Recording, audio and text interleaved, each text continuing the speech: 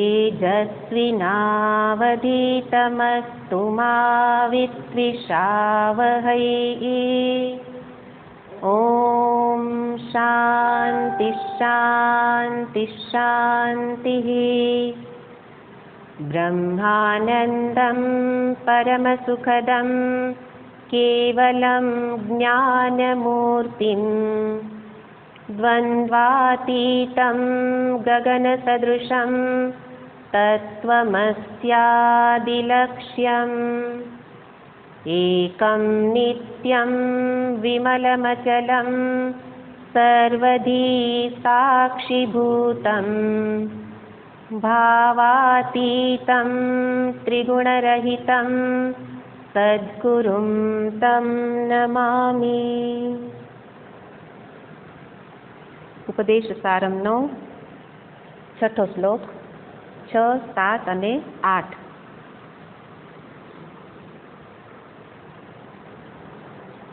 उत्तमस्तवादुच्चमन्दतः चित्तजं जप ध्यानमुत्तमम् आद्यधारया स्रोतसा समम् सरलचिन्तनं विरलतः परम् भेदभावनात् सोऽहमित्यसौ भावनाभिदा पावनीमता।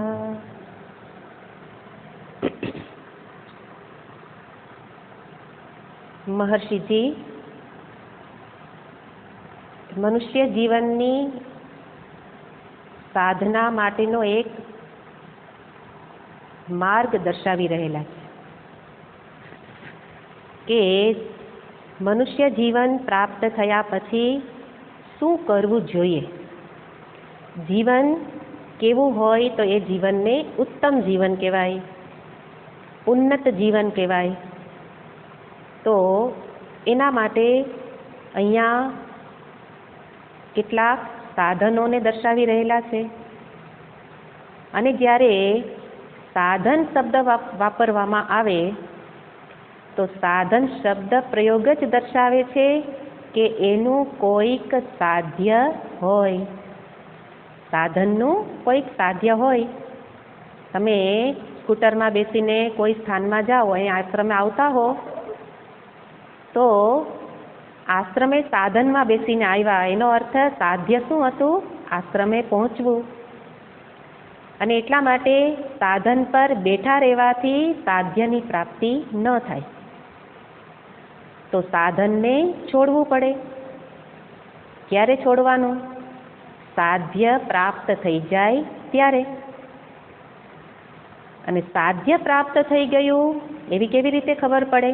કારણ કે અહીંયા તો સ્થૂળ સાધ્ય છે, પણ અત્યારે જે લક્ષ્ય બતાવવામાં આવે છે, સાધ્ય બતાવવામાં આવે છે, તો અત્યંત સૂક્ષ્મ છે। તો એના માટે ઉપદેશ આપવામાં આવે કે સાધનને તમારે છોડવાનું નથી, સાધન સરી પડશે। ક્યું સાધન? તો કે એક પછી એક ઘણા સાધનો દર્શાવ્યા।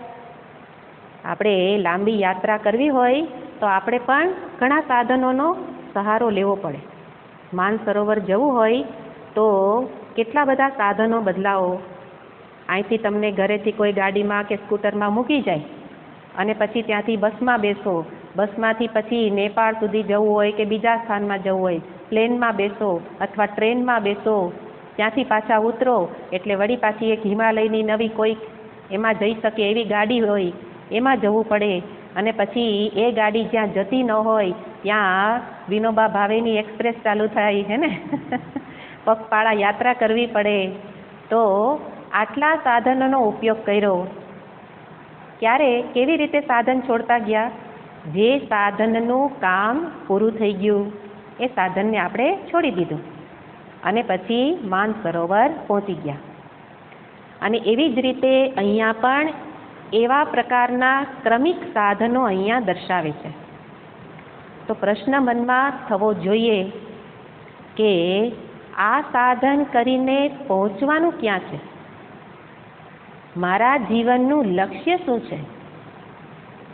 મનુષ્ય તરીકે મને જ્યારે આ દેહ પ્રાપ્ત થયેલો છે તો એનું લક્ષ્ય કાંઈ ભોગ અને અર્થ ઉપાર્જન ન હોય. જો એ જ હોય તો એ તો બીજી યોનિમાં પણ થાય છે. એટલા માટે આ એક વિશેષ સાધન, શરીરરૂપી સાધન, વિશેષ સાધન મળ્યું છે. નૃદેહ માધ્યમ સુલભમ સુદુર્લભમ. આ નૃદેહ શરીરરૂપી શરીર છે, કેવું છે? દુર્લભ શરીર મળેલું છે. અને એટલા માટે દુર્લભતા હોય તો એનું સાધ્ય પણ ઉત્કૃષ્ટ જ હોય.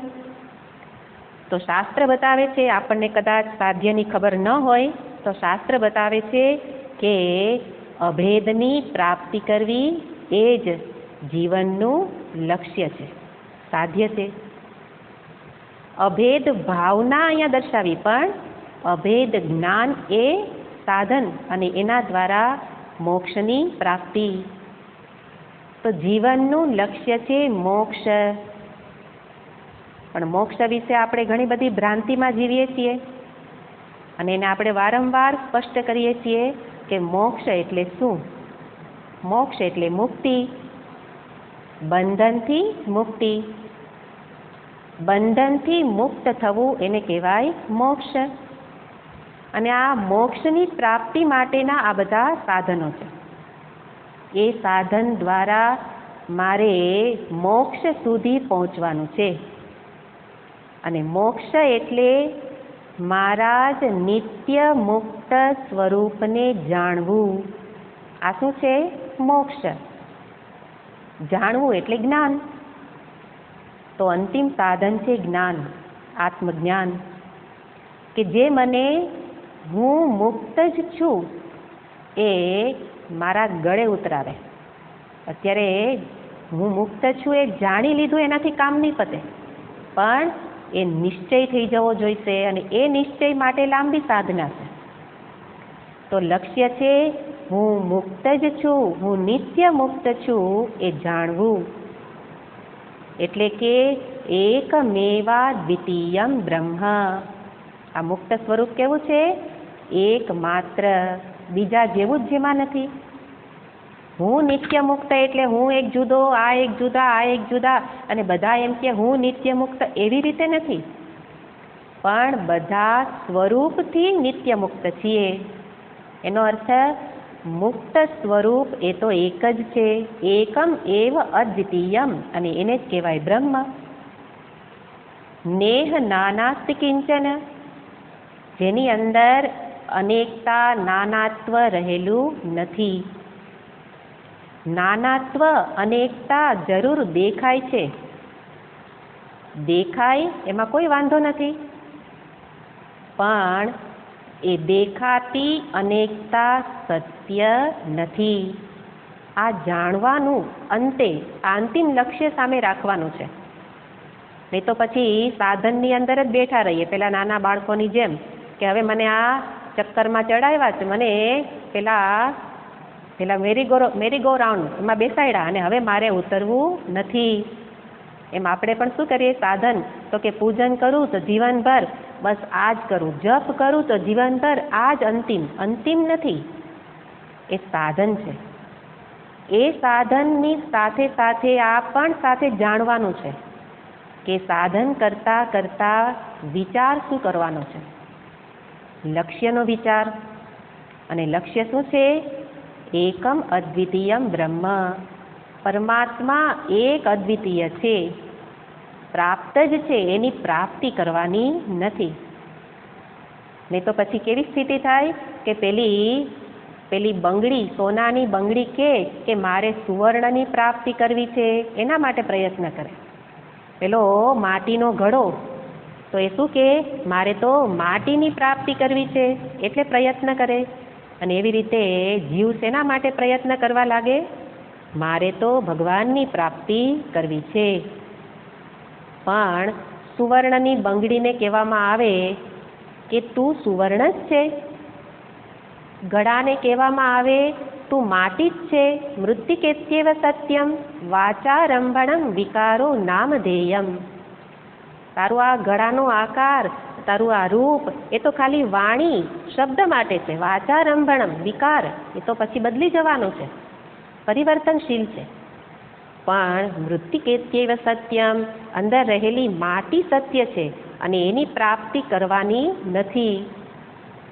એ તો તારું સ્વરૂપ જ છે.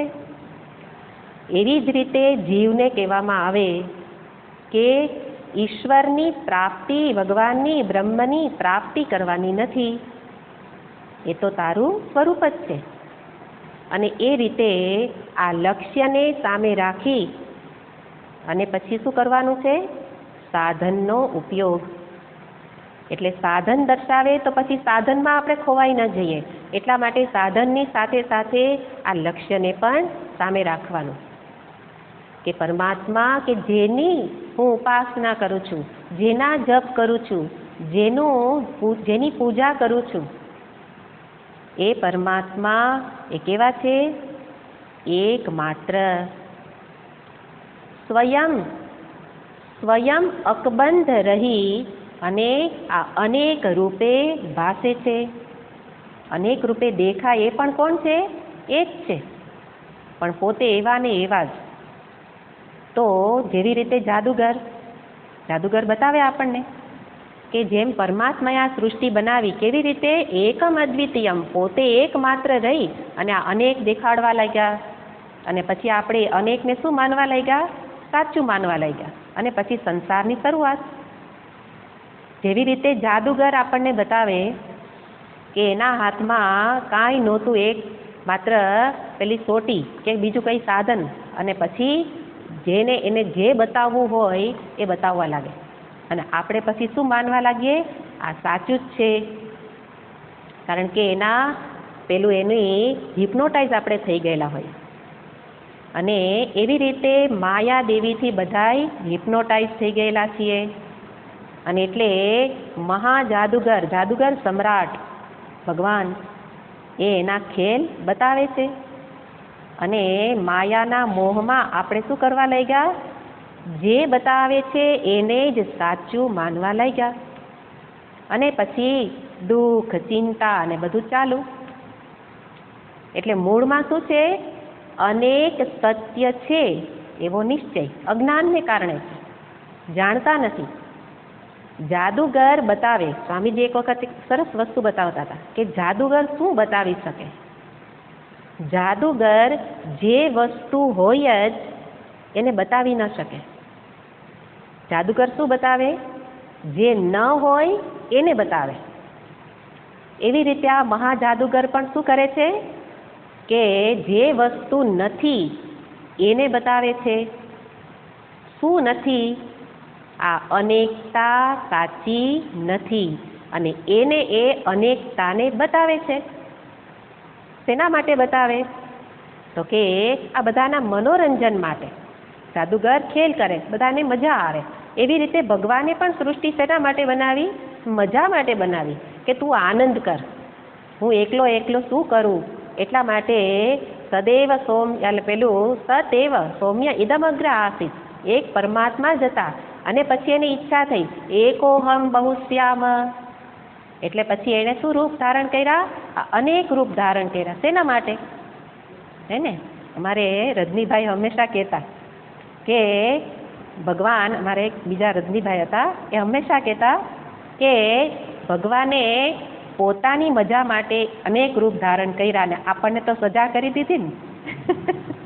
અને એટલે કારણ કે શરીરમાં બીમારી હોય ને પછી કંઈક સમસ્યાઓ ચાલતી હોય તો શું કે પોતે મજા કરવા માટે અનેક રૂપ ધારણ કર્યા. એકોહમ બહુશ્યામ પ્રજા આ પ્રજા ઉત્પન્ન થાઓ. અને પછી આ પ્રજા બિચારી સજા ભોગવવા માંડી. શું કામ સજા લાગવા માંડી? કારણ કે અનેક બન્યા એની પાછળનું પ્રયોજન ખબર નથી. શું કામ અનેક થઈ ગયા? આનંદ માટે. અનેક શું કામ બનાવ્યા? એકલા આનંદ ન આવે, તો આટલા બધા હોય તો આનંદ આવે. એટલા માટે આ બધાનું સર્જન કર્યું કે સૃષ્ટિમાં આનંદ માટે બધા જીવોને સર્જન કરેલું છે. પણ એ આપણે ભૂલી ગયા. અને શું કામ ભૂલી ગયા? અજ્ઞાન વશાત. અજ્ઞાન શું છે? અજ્ઞાન છે, પરમાત્મા એક જ છે, પરમાત્મા જ સત્ય છે. આ જે છે એ વસ્તુ ભૂલી ગયેલા અને એટલે એનું અજ્ઞાન છે. અને અજ્ઞાન વશાત પછી આ અનેકતાને શું માનવા લાગીએ છીએ? સાચી. અનેકતા શેના માટે છે? વ્યવહાર માટે છે. એકલા વ્યવહાર કોની સાથે કરવો? એટલે વ્યવહાર માટે આ સૃષ્ટિની રચના કરી, આનંદ માટે સૃષ્ટિની રચના કરી. અને આપણે એ પછી અનેક જીવોના સર્જન પછી આપણે શું કરવાના લાગ્યા કે આ હું, આ મારા, અને પછી આગળ ચાલુ. આ સંસારનું લક્ષણ છે કે આ પોતાના આ દેહને સાચો માનવો, એની સાથે આ જોડાયેલાને મારા માનવા, અને અહમતા, મમતા, એમાંથી જ પછી કરતા ભોગતા ચાલુ થાય. તો એટલે અજ્ઞાન મૂળ છે. જો મૂળ અજ્ઞાન હોય તો એનો ઉપાય શું હોય? જ્ઞાન. સમસ્યાનું મૂળ અજ્ઞાન હોય તો ઉપાય છે જ્ઞાન મેળવવું. શેનું જ્ઞાન? પરમાત્માનું જ્ઞાન, કે એ વાસ્તવમાં કેવા છે. તો એને અહીંયા દર્શાવે છે કે એ પરમાત્મા તો સર્વત્ર અભેદ રૂપે જ રહેલા છે, એકમાત્ર રૂપે રહેલા છે. એને જાણો. પણ એને જાણવા માટે આપણા મનનું એવું સામર્થ્ય નથી. ઈચ્છા તો છે. ગયા વખતે જ્ઞાનની વાત કરી હોય કે આ ભાવના કરતાં જ્ઞાન શ્રેષ્ઠ છે, તો ઘણાયને મનમાં એવું થયું હોય કે જ્ઞાન મેળવવું છે, પણ એટલું જ્ઞાન મેળવવા માટેનું આંતરિક સામર્થ્ય નથી. અને ભગવાન પણ જાણે છે. એટલા માટે અહીંયા આ અનેક સાધનોનું નિરૂપણ છે. શાસ્ત્ર મને હું જ્યાં છું ત્યાંથી આગળ વધારવા માગે, સીધો કૂદકો મરાવવા નથી માગતા. કૂદકો મારીને કોઈ પહોંચી ન શકે, પણ પોતાની મનની સ્થિતિ જોવાની, સાથે લક્ષ્યને યાદ રાખવાનું. અત્યારે લક્ષ્યનું નિરૂપણ કર્યું એટલા માટે કે નહીં તો આ સાધનની અંદર જ પછી કેટલા જપ કરવાના, કેમ કરવાના, ક્યાં ભગવાનનું નામ લેવાનું, તમને ઘણાયને પ્રશ્ન ઉઠ્યા અને મને પૂછાય છે. જ્યારે પણ જપની વાત આવી ત્યારે ઘણા બધાના મનમાં પ્રશ્ન ઉઠ્યા. શું કામ? એને કારણ કે જપ કરીને ક્યાં પહોંચવાનું છે તો ખબર નથી. એટલા માટે પછી મનમાં શંકા અને સંશય ઊભા થાય. આનું નામ લઉં કે આનું નામ લઉં? આનું છોડી દઈશ તો આને આમ નહીં થાય. મનમાં બધું ગળમથલ ચાલુ. શું કામ? કારણ કે જપ કરીને શું કરવાનું છે? અભેદ ભાવના માટે, અભેદના જ્ઞાન માટે જપ છે. અને એટલા માટે જે કહેવામાં આવ્યું એ સરળતાથી સ્વીકાર થઈ જાય. તો એ રીતે આપણે પોતાને જોવાનું. શાસ્ત્ર પણ મને આ રીતે જ ઉપદેશ આપે છે. અહીંયા જુદા રીતે સાધનો બતાવ્યા, બીજા સ્થાનની અંદર મને એવું બતાવવામાં આવે કે તું તને આ દેહ રૂપે સાચો માનતો હોય તો બરાબર છે. દેહ જ સત્ય છે એને એમ ન કહેવાય કે દેહ મિથ્યા છે, એને ગ્રહણ જ ન થાય. આ બધા આ દુઃખી વ્યક્તિને એમ ન કહેવાય કે દુઃખ છે જ નહીં, કારણ કે એને અનુભવ છે. દેહ સાચો માનું છું, મારો અનુભવ છે. તો એવી વ્યક્તિને શાસ્ત્ર ઉપદેશ કરે કે કાંઈ વાંધો નહીં, તું તને કરતા ભોગતા માનતો હોય, દેહને સાચો માને, દેહથી થતું કર્મ એ મેં કર્યું એવું માનતો હોય તો પણ વાંધો નહીં. તું શું કર? તો કે આ તામસિક કર્તામાંથી રાજસિક કર્તા બન, અને રાજસિક કર્તામાંથી સાત્વિક કર્તા બન. કરતા છો બરાબર છે, તું જ કરે છે બરાબર છે, પણ જે આ ખોટા કામ કરે છે, તામસિક કર્મ એટલે ખોટા કામ, જે સ્વાર્થી ખોટા કામ એટલે આપણે કાંઈ કોઈના ગળા કાપવા તો જવાના નથી, પણ સ્વાર્થી કર્મ, અને તામસિક કર્મ છે. અને મોટા ભાગના લોકો તમે જો આમાં જ પડેલા છે. આપણને ગમે નહીં, પણ આપણા માટે જ આ શબ્દ પ્રયોગ છે કે આપણે દિવસભર પોતાના કામને વિચાર કરો કે તમે કોના માટે કર્યું. પહેલાં શરીરને સાચવવા માટે, અને પછી શરીરથી વધીને શરીર સંબંધીને માટે. બીજા માટે કરવાનું કહે ત્યારે આપણી પાસે ટાઈમ નથી. શું કામ નથી? કારણ કે આટલા જ મારા એવું માનીએ છીએ. તો એ તામસિક કર્તાને ઉપદેશ કરે કે તું રાજસિક કર્તા બન, તું થોડા કર્મમાં તારો સ્વાર્થ છોડ, થોડાક નિષ્કામ કર્મ કર, અને પછી કર્મ વિના બેસી નથી શકતો તું તારે સેવાકીય કર્મ કર. તામસિક કર્મ કરતા કેવો હતો કે હું અને મારા માટે જ કરું. એને રાજસિક કરતા બનાવવા શું કહેવાનું? બીજાની સેવા કર. કર્મ વિના નથી રહેવાતું તો કોઈક માટે કર, પણ એ કોઈક કેવા હોય? જે મારા સંબંધી ન હોય, એ મારા સગા ન હોય. નહીં તો આપણે કહીએ કે હા અમારા સગા માટે અમે ઘણું કરીએ, હે ને. આપણે એ ડોનેશનની વાત કરીએ ને તો શું કહેશે કે અમે ડોનેશન ન કરીએ. કોને આપીએ? સગા સંબંધીને બહુ આપીએ, પણ બીજાને ન આપીએ. એનો અર્થ શું? આટલા જ મારા. તો એને કહેવામાં આવે કે જે તારા સંબંધી નથી, સગા નથી, એવા કોકને માટે થોડુંક કર. એ રાજસિક કરતા થયો. ભલે કામ કર, કર્મ નથી છોડવાનું. અને પછી એવા સેવાકીય કર્મ કરતો થાય ત્યારે એને કહેવાય કે તું સાત્વિક કર્મ કર. એટલે કે ઈશ્વર અર્પણ ભાવ જે અહીંયા મહર્ષિજીએ બતાવ્યું. અને એ સાત્વિક કર્મને જ કહેવાય ધર્માનુષ્ઠાન. ધર્મ કર્મ કર, અધર્મ કર્મ છોડી દે. તો આ રીતે એને આગળ એક સોપાનથી બીજા સોપાન ઉપર આગળ લઈ જવામાં આવે તો એને ગ્રહણ થાય. તો શાસ્ત્ર આ પ્રકારે ઉપદેશ કરે છે. એટલે કર્મયોગનું પ્રતિપાદન પહેલાં કર્યું કે મૂળમાં ધર્માનુષ્ઠાન એટલે ધર્મમય જીવન તો જરૂરી છે. કોના માટે? લક્ષ્યની સિદ્ધિ માટે. ધર્માનુષ્ઠાન સાત્વિક કરતા હોવો જોઈએ. અને એટલા માટે ગીતાજીમાં પણ બતાવે યુક્તાહાર વિહારસ્ય યુક્ત ચેષ્ટસ્ય કર્મસુ. આ જીવન કેવું? બધું યોગ્ય માત્રામાં લેવાનું. પેલો તામસિક હતો ત્યારે શું હતું? ભોગાર્થે જે આવે બધું જ ગ્રહણ કરવું.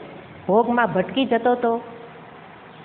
એને બદલે એના મનનું નિયંત્રણ કરાવવામાં આવ્યું. યુક્ત જેટલું ગ્રહણ કરવું જોઈએ એટલું ગ્રહણ કર.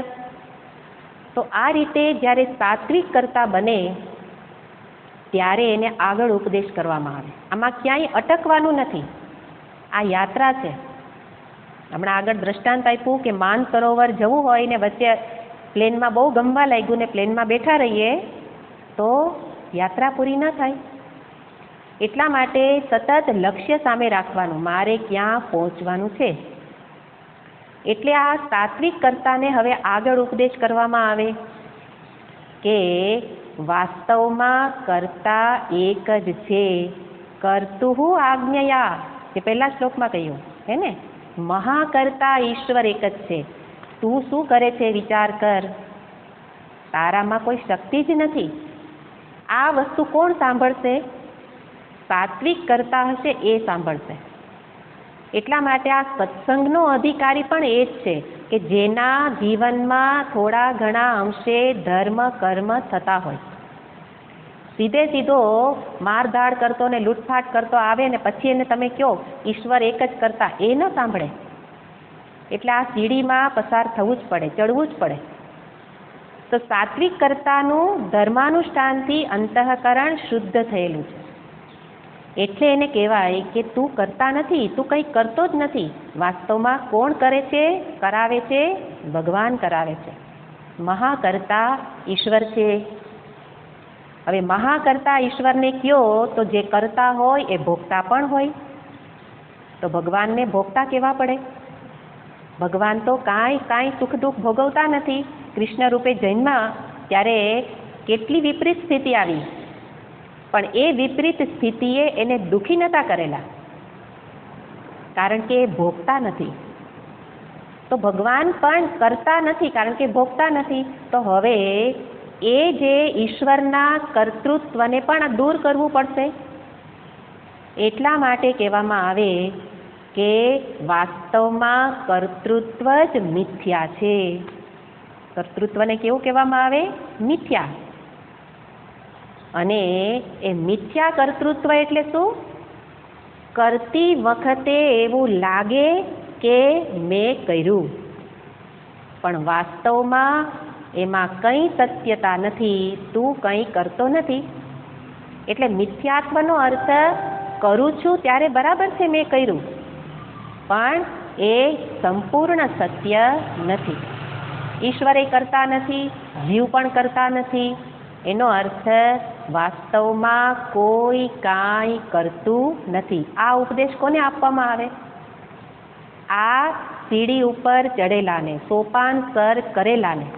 સાત્વિક કરતા બહેનો, ઈશ્વરનો સ્વીકાર કર્યો, ઈશ્વરને મહાકર્તા રૂપે જેણે જાણ્યો કે હે ભગવાન તમે જ બધું કરો છો, એને ઉપદેશ આપવામાં આવે. વાસ્તવમાં ભગવાન પણ કંઈ કરતા નથી. નહીં તો શું કહીશ? તું બધું કરે છે અને આ ભજન તારું કરું ને તું જ મને દુઃખી કરે, તું જ બધું કરે છે. ભગવાન કે હું કાંઈ કરતો નથી. એનો અર્થ કોઈ કાંઈ કરતું નથી. તો કેવી રીતે બધું થાય? સ્વભાવસ્તુ પ્રવર્તતે. ભગવાને આની અંદર બધું ઓટોમેટિક ગોઠવી દીધેલું સૃષ્ટિમાં, કે બધું ઓટોમેટિક થાય. સ્વભાવસ્તુ. અગ્નિ પાણી ગરમ કરે એવું આપણે કહેવાય? અગ્નિ પાણી ગરમ કરે એવું કહેવાય? ન કહેવાય. હું પાણી ગરમ કરું છું એવું કહેવાય? એવું ન કહેવાય. મેં પાણી ગરમ કર્યું નથી, કારણ કે પાણી ગરમ કરવાનું કામ તો અગ્નિ કરે છે. એટલે હું કરતા નથી. કોણ કરતા થઈ ગયું? અગ્નિ. હવે અગ્નિને કહેવામાં આવે હે અગ્નિ તું કરતા છો? અગ્નિ કે હું કરતા નથી. હું તો આ રહ્યો, તમે પ્રગટાયો ને હું પ્રગટ થયો. મારી સન્નિધિમાં પાણી ગરમ થયું, એમાં મેં શું કર્યું? મારો સ્વભાવ છે, અગ્નિ તરીકે મારો સ્વભાવ છે, મારી પાસે આવે એને ગરમ કરું, હે ને? એવી રીતે દરેકના સ્વભાવ મુજબ બધું થાય છે. સ્વભાવસ્તુ પ્રવર્તતે. વાસ્તવમાં પરમાત્મા પણ કરતા નથી. એ કેવા છે? અકર્તા છે. એવા અકર્તા પરમાત્મા ઈશ્વરને પોતાની સાથે અભેદ રૂપે જોવા, કે એ જ ઈશ્વર હું છું. એ અભેદના જ્ઞાન માટે અહીંયા સાધનો બતાવે છે. આ અભેદનું જ્ઞાન મેળવવાનું છે કે એ ઈશ્વર જ મારામાં રહેલા છે અને એ જ ઈશ્વરની સન્નિધિમાં આ દેહમાં બધી જ ક્રિયાઓ થાય છે, સૃષ્ટિમાં બધી ક્રિયાઓ થાય છે. કોની હાજરીમાં? પરમાત્માની હાજરીમાં. એ કરે છે, નથી કરતા, એ માત્ર છે, હાજર છે. કેવી રીતે હાજર છે? ચૈતન્ય સ્વરૂપે. એટલા માટે આપણે જાણીએ છીએ બધા પોતાને શું કહે છે? હું કાંઈ જડ નથી, ચેતન છું. તો ચેતન છું એ તો ખબર જ છે, પણ એ જ ચેતન એ ઈશ્વર છે એવી ખબર નથી. તો આપણે શું બોલ્યા? હું જડ નથી, હું ચેતન છું. આ જ તો જ્ઞાન છે, હે ને? આ જ તો જ્ઞાન છે કે હું જડ નથી, હું ચેતન છું. જ્ઞાની પુરુષ સામે આ વાક્ય બોલો તો કહેશે 100% સાચી વાત. તું જડ નથી જ, તું ચેતન છે. પણ આગળ જાણી લે કે એ જ ચેતન ઈશ્વર છે. એનો અર્થ હવે બંને સમીકરણને મેળવો. હું જડ નથી, હું ચેતન છું, ચેતન ઈશ્વર છે. એનો અર્થ હું બરાબર ઈશ્વર, હે ને? ગણિતમાં આવતું હતું ને કે હું ચેતન છું, ચેતન ઈશ્વર છે. તો ચેતન ચેતન સમાન શબ્દને કાઢી નાખો, બંનેને જોડો. હું કોણ છું? ઈશ્વર છું. આ જ જ્ઞાન છે. એનો અર્થ મારા અને ઈશ્વર વચ્ચે કોઈ ભેદ નથી. તો પછી પ્રાપ્તિ કરવા ક્યાં જાઓ? દૂર હોય તો પ્રાપ્તિ કરો ને. મારા રૂપે જ છે, હું જે રૂપે છું. એનો અર્થ આ જાણી લીધું એ જ પ્રાપ્તિ.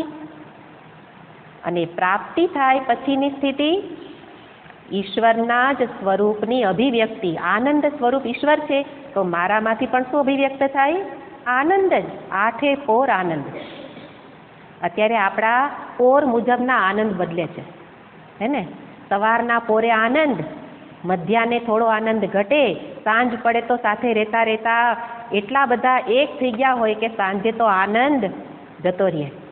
અને રાત્રે એમ થાય કે હવે કાલે વારો, ઘડીક સૂઈ જાઓ. સવારે મન શાંત થઈ ગયું હોય, સવારે આ આનંદ, પ્રાતઃકાલે આનંદ, અને પોર ચઢે એમ આનંદની ગતિ માત્રા ઘટતી જાય. એ આનંદ સ્વરૂપ હું નથી, આઠે પોર આનંદ. અને કોને થાય?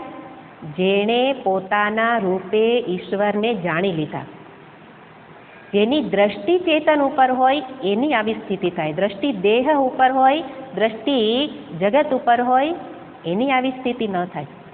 એટલા માટે આ લક્ષ્યને સામે રાખી અને બતાવે છે કે તારાથી આ અભેદ જ્ઞાન પ્રાપ્ત ન થાય તો શું કર? અભેદ ભાવના કર. અભેદ ભાવના કર. પેલા અભેદ ભાવના પણ ન થાય તો ભેદ ભાવના કર. એટલે આ બધા સાધનો જુદા જુદા અધિકારીને સામે રાખીને છે. નિર્વિશેષમ પરમ બ્રહ્મ સાક્ષાત કર્તુમ અનીશ્વરાહ તે મંદાન અનુકંપ્યન્તે સવિશેષ નિરૂપણૈઃ. સવિશેષ આ ભેદની, સાકારની આ જે ઉપાસના બતાવવામાં આવે ઈશ્વરને જુદા રૂપે, શું કામ? એને તે મંદાન અનુકંપ્યન્તે. ત્યાં શબ્દ પ્રયોગ છે મંદ બુદ્ધિના બાળકો માટે.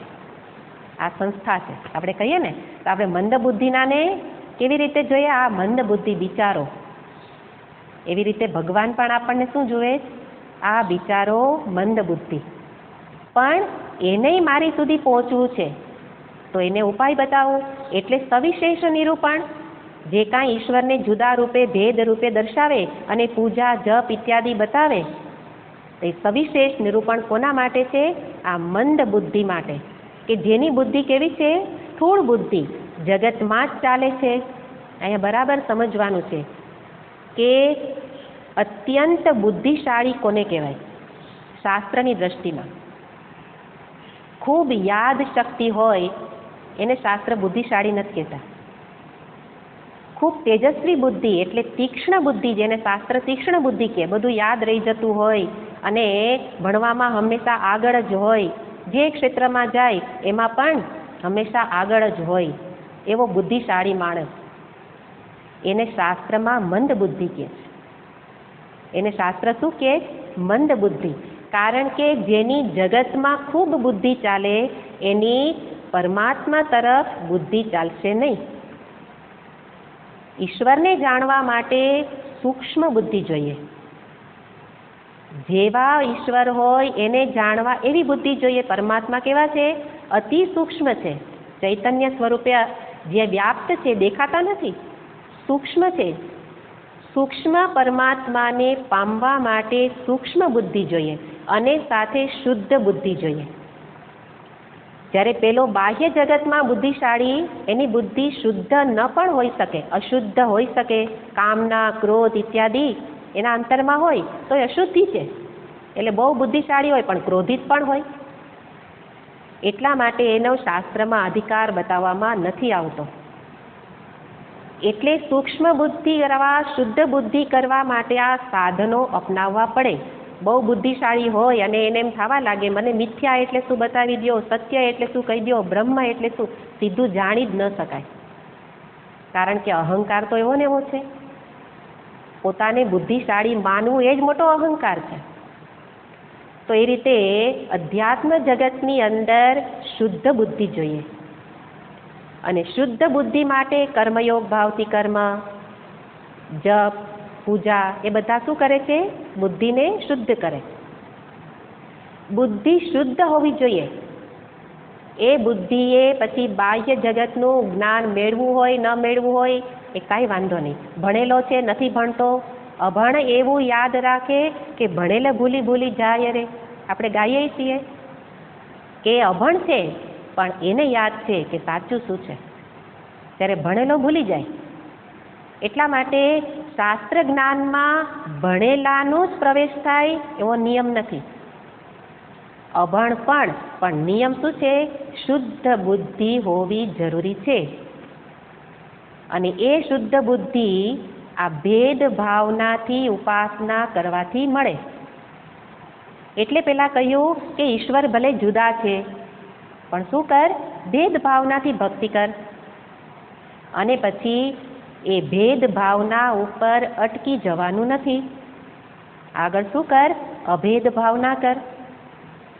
સોહમ એ પરમાત્મા જ હું છું એ પ્રકારે જ્ઞાન નથી, પણ ભાવ કર.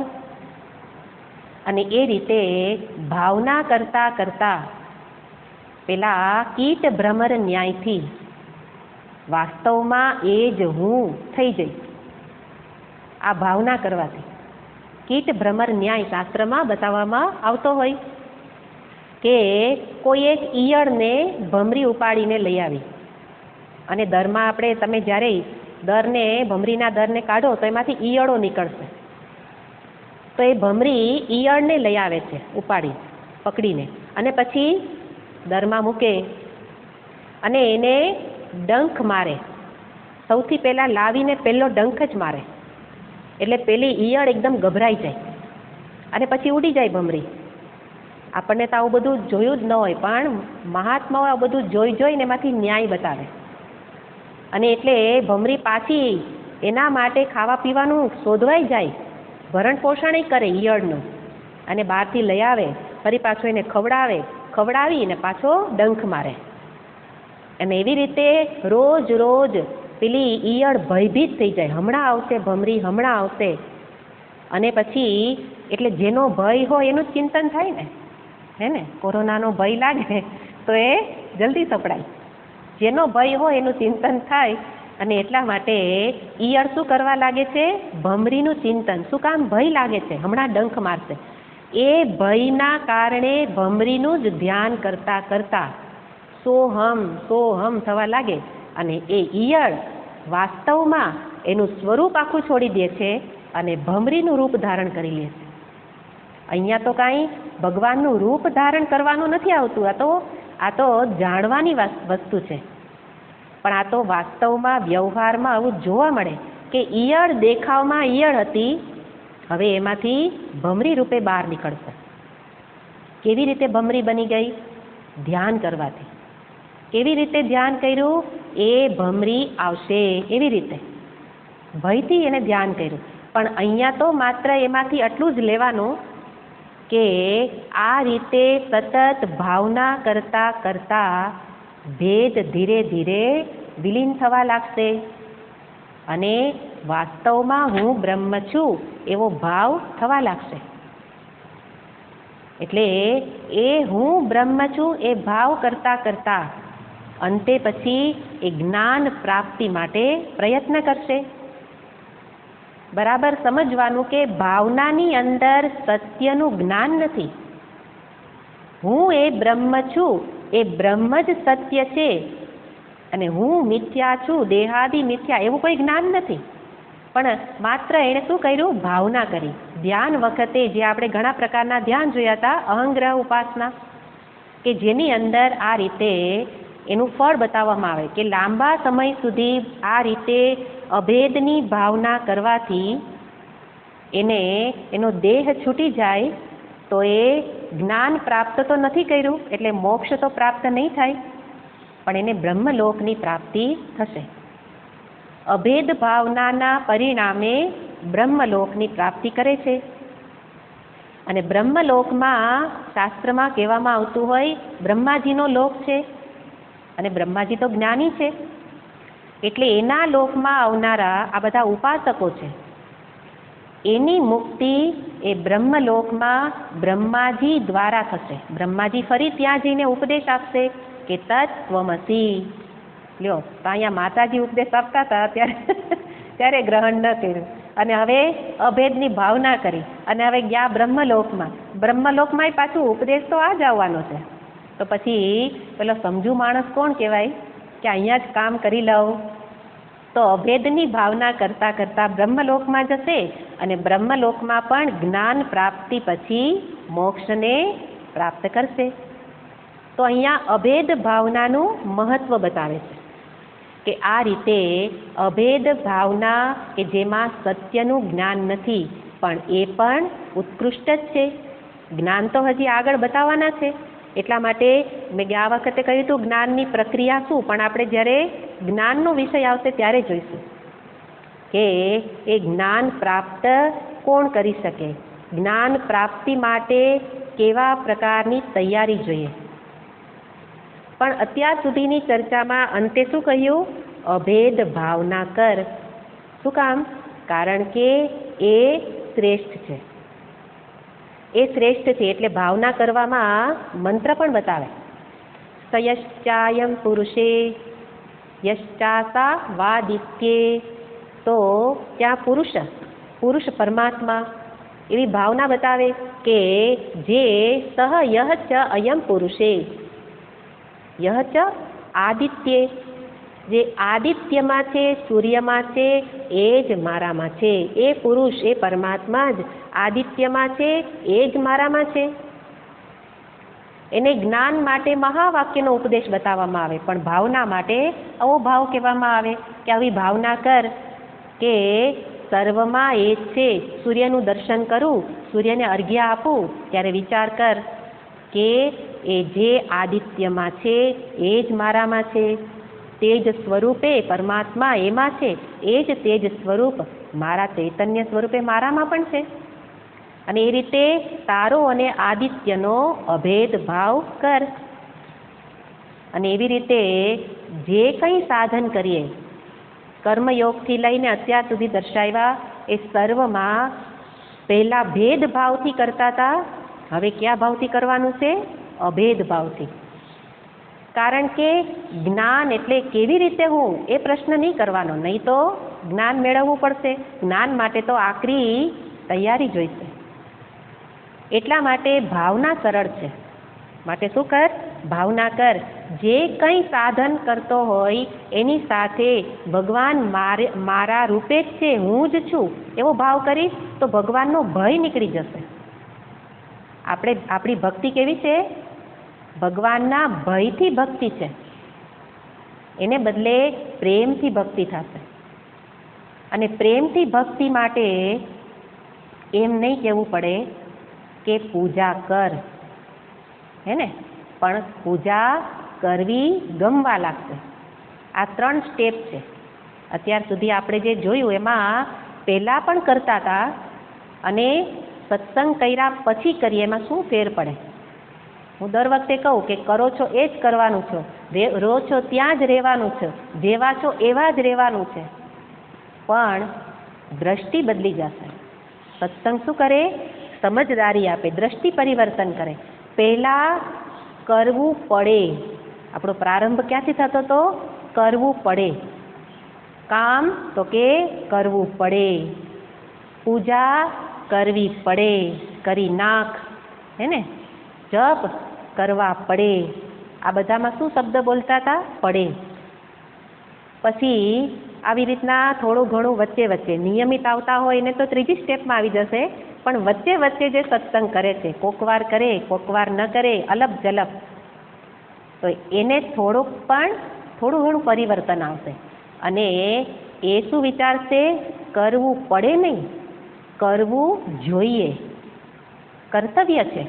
કામ કરવું પડે નહીં, કરવું જોઈએ. પડેની અંદર શું ભાવ હતો એ તમને ખબર છે, અને જોઈએ પાછળ શું ભાવ હશે એ ખબર છે. બાની સેવા, માતા પિતાની સેવા કરવી પડે. અને કરવી પડે ત્યારે આપણે કહેતા હતા ઘરડાની સેવા. ઘરડા કહેતા હતા. મા બાપને ઘરડા શું કામ કહેવાનું? ઘરડાની સેવા કરવાની, ડોશીની સેવા કરવાની. કરવી પડે ત્યારે આવો ભાવ હતો. ડોશી ને ઘરડા ને આ રોગી ને, હે ને. તમે તમારા મનને જુઓ, તમે જેવું બોલો એવો જ ભાવ થશે. હવે ખબર પડી કે ના ના, આ તો મારું કર્તવ્ય છે. માતૃદેવો ભવ, પિતૃદેવો ભવ. રોગીની સેવા, ઘરમાં કોઈ બીમાર હોય તો સેવા કરવી જ જોઈએ. તો જોઈએ આવી ગયું, કરવી જોઈએ. એટલે હવે કર્તવ્ય ભાવ, તો મનમાં પણ પરિવર્તન આવી ગયું. ભાવથી કરશે. પહેલાં ઢસરડો લાગતો હતો અને હવે વધારે જાણવાથી શું જાણ્યું? જેની સેવા કરું છું એ તો મારાથી જુદા નથી. અભેદ ભાવનાનું ફળ જ અનુભવાઈ જાય. ખાલી ભાવના કરો કે હું જે માતા પિતાની સેવા કરું છું એ મારાથી જુદા નથી. કારણ કે સર્વમાં એક જ ઈશ્વર છે. જે સૂર્યમાં હોય એ જ આમાં, એ જ મારામાં. એવી રીતે બાળકો માટે કરું તો એ પ્રભુ સેવા. તો જેની સેવા કરું છું એ મારાથી જુદા નથી. ત્યારે હવે ત્રીજું સેન્ટેન્સ શું આવી જશે? જો એ ભગવત સ્વરૂપ જ હોય અને મને તો ભગવાન ગમે છે, એનો અર્થ કરવું ગમે. હે ને? કેટલો બધો સત્સંગ શું ફેર લઈ આવે, આપણામાં શું પરિવર્તન લાવે? તો કે કરવું ગમે ત્યારે મનની સ્થિતિ શું હોય? ઉત્સાહ હોય, ફરિયાદ ન હોય. કરવું પડે એમાં ફરિયાદ હતી, કર્તવ્ય બુદ્ધિ આવી એમાં ફરિયાદ પ્રગટ નહોતા કરતા, અંદર તો હતી જ. પણ હવે જ્યારે અભેદ ભાવ કરી દીધો, અભેદ ભાવનું આ ફળ છે, અભેદ જ્ઞાનનું ફળ તો કેવું વક્તવ્યમ, એ તો જે જાણ્યું એ તો માહી પડે તે મહાસુખ પામે. સ્વામીજી વારે વારે કહે તે માહી પડ્યા તે મહાસુખ પામે. એટલે જ્ઞાનનું ફળ તો હું તમને અનુભવ મારો વર્ણવી શકું એમ જ નથી. કારણ અભેદ ભાવનાનું જો આ ફળ હોય કે મને કરવું ગમે, મારે કરવું છે. જપ કરવા પડતા હતા, સવારે ઉઠવું ગમતું નહોતું તો પણ ઉઠતા હતા, કરવા જોઈએ, ઉઠીએ, ઊંઘતા ઊંઘતાય કરી લઈએ. પણ હવે અભેદ ભાવ કેળવો તો એનાથી શું થશે? જલ્દી ઉઠવું, જલ્દી જપ કરું, મને ભગવાનની સામે બેસવું ગમે છે, ભગવાનની સામે જોઉં અને પછી આંખ બંધ કરીને મારામાં જોઉં, ઓહ એ જ હું છું. અભેદ ભાવ થઈ ગયો તો બધુંય કરવું ગમે, જીવન જીવવા જેવું લાગે. જીવન એકને મરવા જેવું લાગતું હતું, બીજાને જીવવા જેવું. તેના કારણે માત્ર સમજદારીમાં પરિવર્તન આવવાને કારણે. અને એટલે કે છે આ અભેદ ભાવના ઉત્કૃષ્ટ છે. એટલે શું કર? ભેદ ભાવનાથી કરતા કરતા હવે અભેદ ભાવ કર, એમ તરત નહીં થઈ જાય. એટલા માટે યોગ સૂત્રમાં બતાવે, દીર્ઘકાલ નૈરંતર્ય આદર સત્કાર સેવિતો દ્રઢ ભૂમિ. ક્યાં સુધી કરવું પડશે? નિરંતર. શું નિરંતર? આ ભાવ. પૂજા નિરંતર નહીં થાય, જપ નિરંતર નહીં થાય, પણ ભાવ નિરંતર થશે. કર્મ ભલે બદલતા, ભાવ નહીં બદલવાનો. કર્મમાંથી થોડી વાર બીજા કર્મ બદલ્યું પણ ભાવ તો એ જ રહેશે. એટલે દીર્ઘકાલ નૈરંતર્ય. દીર્ઘકાલ એટલે લાંબા સમય સુધી તો કરવાનું, પણ સાથે ત્યાં પતંજલિ મુનિ કહે છે કે દીર્ઘકાલ એટલે લાંબો સમય કર, પણ રોજ રોજ કર. આપણે જપ કરીએ, પૂજા કરીએ અથવા બીજા કાંઈ સત્કર્મ કરીએ, પણ એકાત્રા કરીએ, 4 દી રહીને કરીએ, અઠવાડિયામાં એકવાર કરીએ. આ નિરંતર નથી. સત્સંગ કરીએ, સાતત્ય નથી રહેતું, હે ને? જો બીજું કાંઈ પણ સામે આવે તો સૌથી પહેલું શું છૂટે? સત્સંગ. નિરંતર નથી એટલે લાભ નથી થતો. જેની સાથે લાંબો સમય રહ્યો એની અસર થાય જ. પણ આ જ પુરુષાર્થ છે. જીવ તરીકે મારું આ જ ક્ષેત્ર છે કે પુરુષાર્થ કરું કે યેન કેન પ્રકારેણ બધું છોડી શકું, પણ આ નહીં છોડું. તો નિરંતર એટલે રોજ રોજ. દીર્ઘકાલ કર, નિરંતર કર. અને કેવી રીતે કર? કરવું પડે એટલે નહીં, કરવું જોઈએ એટલે નહીં. આદર સત્કાર સેવિત, પ્રેમપૂર્વક કર. પ્રેમપૂર્વક કરું ત્યારે અભેદ ભાવ થશે જ. કોઈ પણ સાધનમાં અભેદ ભાવ જ નહીં, કોઈ પણ સાધન શરૂઆતમાં દરેક સ્થાનમાં આ ત્રણેય વસ્તુ જરૂરી છે. અને એવી રીતે અભેદ ભાવ કરતાં કરતાં કેવી રીતે? પેલા શરૂઆતમાં પ્રયત્નપૂર્વક, અને પછી જેમ પેલું સાયકલ ચલાવતા હતા તો સાયકલ ચલાવતા ત્યારે શું કરતા હતા? સાયકલ ઉપર ચડીએ અને પાછા પડીએ, સાયકલ ઉપર ચડે પડે અને પછી સ્થિર થતા આવડી ગયું. એવી રીતે આ પણ સાધનાનું એક યાત્રા છે. અને એમાં જે સાધન અપનાવીએ છીએ એ સાધનમાં પણ વચ્ચે વચ્ચે આવી રીતે પડવાનો વારો આવે, પણ પડ્યા પછી પડ્યા જ રહીએ અને પડવામાં સૂતા રહેવામાં આનંદ આવવા લાગે તો પછી યાત્રા આગળ નહીં ચાલે. એટલે ચડવું પડવું નિશ્ચય કર્યો છે કે નિયમિત કરવું છે. પણ વિઘ્ન આવી ગયું. કોઈક વખત મન એ વિઘ્નની શરણમાં જતું રહ્યું તો પડી ગયું. મન પડે છે, બહારથી કોઈ પાડતું નથી, આપણું મન જ પડી જાય. ફરી પાછો ઉત્સાહ, મારે શીખવું છે, સાયકલ શીખવીમાં ઉત્સાહ જોઈએ ને, એવી રીતે અધ્યાત્મ યાત્રાનું ગયા વખતે કહ્યું હતું, એનું મૂળ છે ઉત્સાહ. ઉત્સાહપૂર્વક આગળ વધો અને એવી રીતે અંતે કેવી સ્થિતિ થશે તો કે સહજતા આવી જશે. આદ્ય ધારયાની જેમ, ઘીનો કે નદીના પ્રવાહની જેમ સહજતા, અથવા પર્વત ઉપરથી પાણી વહેતું હોય તો કેટલી સહજતાથી નીચે ઉતરી આવે છે, એવી જ રીતે આ ભેદભાવના એ સહજ બની જશે. તો ભેદભાવના કરી પણ એનું ફળ તો કાંઈક હોવું જોઈએ ને. લાલો લાભ વિના તો કાંઈ લોટે નહીં. આ બધું ભેદભાવના કરવાથી તો કાંઈક મળતું હતું. સામે ભગવાન દેખાતા હતા તો ખરા, કે મૂર્તિ રૂપે તો એમ, પણ એમ દેખાતા હતા. અને હવે અભેદ ભાવનામાં તો કાંઈ ભગવાન દેખાતા નથી. તો એનું ફળ શું અભેદ ભાવના કરવાથી? તો એને આગળ બતાવતા કહે છે,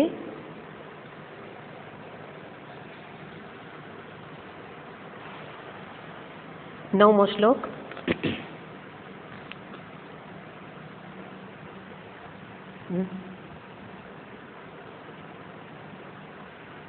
ભાવશૂન્ય સદ્ભાવ સુસ્થિતિઃ ભાવના બલાદ ભક્તિરુત્તમા. ભાવશૂન્ય સદ્ભાવ સુસ્થિતિઃ ભાવના બલાદ ભક્તિરુત્તમા. ભાવશૂન્ય સદ્ભાવ સુસ્થિતિઃ ભાવના બલાત ભક્તિઃ ઉત્તમા. અહીંયા દર્શાવે છે કે ભાવના બલાત મહર્ષિજીનું ચિંતન એકદમ ક્રમિક છે. આપણે વાતો કરતા કરતા આપણો લિંક તૂટી જાય, પણ મહર્ષિજી તો એટલા સજાગ ને સતર્ક, કારણ કે જ્ઞાની પુરુષો તો સતર્ક જ હોય, અને એટલે એટલી બધી એમને વિચારોમાં સ્પષ્ટતા છે. અને આગળ શું કહેતો તો એને યાદ છે કે આગળ છેલ્લી શું વાત કરી? ભેદ ભાવનાત ભાવના અભિદા. ભેદ ભાવના કરતા અભિદા ભાવના શ્રેષ્ઠ છે, અભેદની ભાવના શ્રેષ્ઠ છે. એટલે હવે એ જ ક્રમને આગળ લઈ જવું છે કે અભેદ ભાવના ભાવના ભાવના બલાત. બીજી લાઈનમાં જે કહ્યું છે એને પહેલા લેવાનું. ભાવના બલાત, કઈ ભાવના? આગળ કઈ એ અભેદ ભાવના જે શ્રેષ્ઠ હતી એ અભેદ ભાવનાથી શું થશે તો કે છે ભાવના બલાત ભાવ શૂન્ય સદભાવ સુસ્થિતિઃ. અને એને જ કહે છે ઉત્તમા ભક્તિ. આ અન્વય, આ શ્લોકનો અન્વય આ રીતે થાય. અન્વય એટલે શબ્દોની ગોઠવણી. નહીં તો જાતે જાતે વાંચીએ તો આમાં અર્થમાં કાંઈ સમજાય એવું નથી.